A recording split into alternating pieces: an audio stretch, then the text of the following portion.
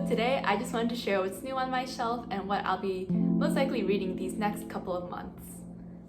I love book shopping and I picked out quite a few, so these are the new books on my shelf. And I'll go through each and every one of them, but I just want to point out that this isn't the complete list of all the books I read. I read a lot of books on Libby and I also read lots of audiobooks. So this is only going to be part of the books that I'll be reading. Alright, so let's get into it. The first book that I've got recently is The Remains of the Day.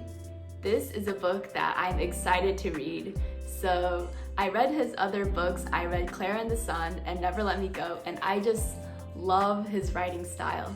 And the topics he writes about are usually so interesting, and I'm super excited to read this one. So another book I'm really excited to read is Hamnet. It's a book that takes place during the Black Death, and I heard lots of good reviews about it, so I'm interested in checking it out and seeing what it's about. Next up, we have A Man Called Ove. I've heard a lot about this book, and I know a lot of people have read it, but I haven't yet, so I'm going to check it out. I know it's been really popular these past couple of years, and I know it's been on my to-read list for a long time, so I finally got a copy of it so I can get started on it. So another book I have is Cloud Cuckoo Land.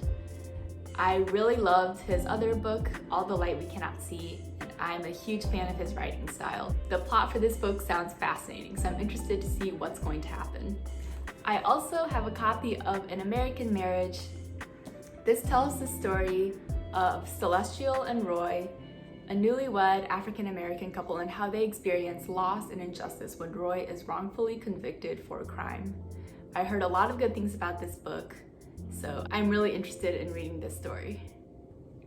Another book I picked up was Kristin Hannah's Firefly Lane. I've never read any of her other books, so this will be my first Kristin Hannah book.